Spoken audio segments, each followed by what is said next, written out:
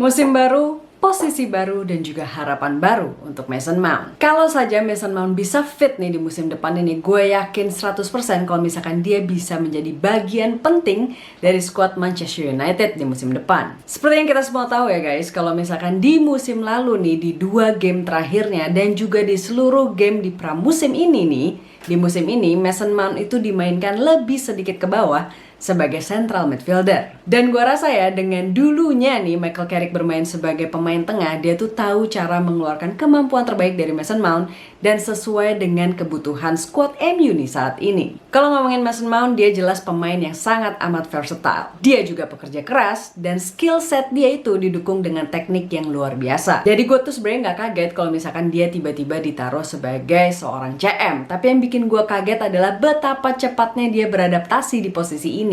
Kayak udah lama gitu main di posisi ini di MU. Mungkin dia memang bukan pemain yang memiliki kecepatan yang luar biasa, tapi yang gue suka dari dia memiliki visi bermain yang cakep. Dia juga pintar dalam membaca pertandingan. Dia memiliki ketenangan yang luar biasa soal mengolah bola, dan teknik dia yang matang banget. Definisi pemain yang smart dan football intelligence-nya tuh top. Di pramusim ini dalam 3 game dia bermain sebagai seorang central midfielder bersama Andre Santos. Dimana nih Andre Santos berperan sebagai ball winnernya, seorang progresor juga, dan lebih kasih sisi defensifnya. Dan sedangkan nih Mason Mount itu sebagai otak kreatifnya, jembatan antara tengah dan menyerang, menerima bola dari belakang, dan mindsetnya itu selalu untuk melakukan progressive pass. Mau itu long ball, diagonal ball, mau go through ball, ataupun line breaking pass. Soal pressing itu emang keunggulan dia, tetapi juga dia tuh tahan banget kalau lagi di pressing sama lawan. Dia memiliki kemampuan luar biasa saat menerima bola di ruang yang sempit, dan pergerakan-pergerakan dia itu yang menurut gue smooth banget dan bisa ngebikin lawan tuh susah gitu ngerebut bola dari kakinya Mason Mount. Dan gue ngerti banget kenapa Carrick menempatkan dia sedikit lebih ke bawah sebagai seorang CM, karena kemampuan passing range dia yang luar biasa. Dan tentunya semuanya tuh akurat, mau short pass, mau long pass. Tetapi yang gue bahas di sini juga nggak cuma soal attack-nya, tetapi soal defensive contribution yang dia kasih. Dia memiliki mobilitas yang luar biasa untuk ground cover, disiplin mengisi posisinya dia, dan juga solid dalam defensive duel. Dan saat kemarin-kemarin ini tidak ada Bruno Fernandes dan juga Maguire sudah ditarik keluar, dia bisa menjadi sosok leader di lapangan. Statistik Mason Mount kemarin versus Atletico Madrid tuh menurut gue wah banget. Memang ini masih pramusim, tetapi ini bisa bisa dilihat lah bahwa sosok Mason Mount ini cukup excel gitu bermain di posisi CM di pramusim ini gitu. Statistiknya kemarin 3 key pass dan itu terbanyak selama 90 menit, 5 ball recoveries dan itu juga terbanyak selama 90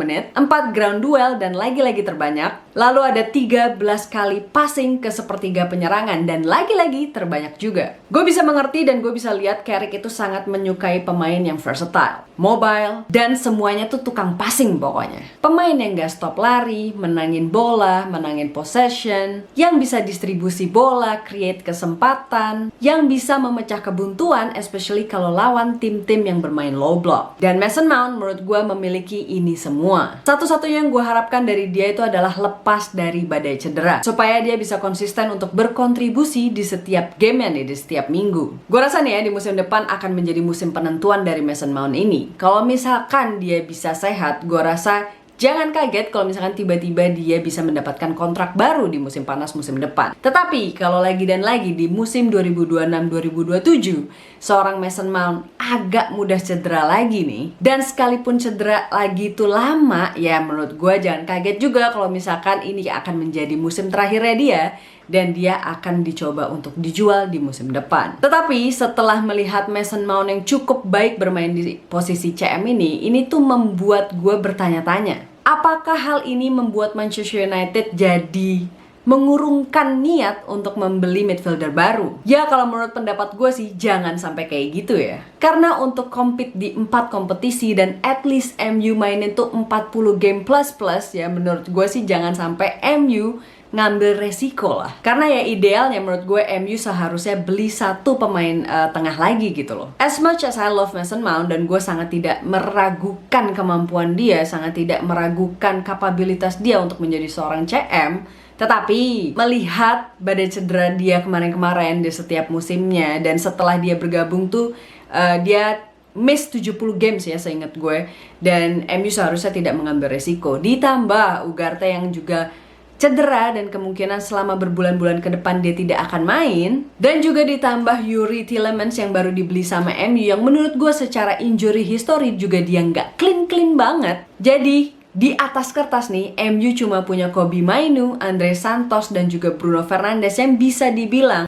injury history-nya tuh lumayan clean lah. Jadi ya masa bermain di 4 kompetisi MU cuma bisa mengandalkan mereka bertiga gitu loh secara availability-nya gitu. Nah, tentunya kalau misalkan ngomongin pemain tengah, siapa sih yang ideal untuk mengisi atau dibeli sama MU? Satu profil yang gua harap MU cari atau satu profil yang gua harap MU beli, itu tentunya yang bisa kasih fisikalitas, engine, memiliki defensive ability, destroyer, ball winner, dominasi lini tengah, protect pertahanan, dan slightly menurut gue ya box to box tapi agak dicampur sama DMF dikit. Dan tentunya harus memiliki kecepatan untuk handle transisi cepat klub-klub Liga Inggris. Untuk siapanya jujur gue bingung juga gitu, karena MU lumayan unpredictable lah di musim panas ini. Tapi kalau misalkan ngomongin profile yang tadi gue sebut, ada beberapa nama lah yang bermainnya tuh lumayan cocok sama profile ini. Ada Tchouaméni, ada Baleba, dan juga ada Tyler Adams. Tapi nih kabarnya Baleba tuh cedera ankle, dan ini sepertinya bisa menjadi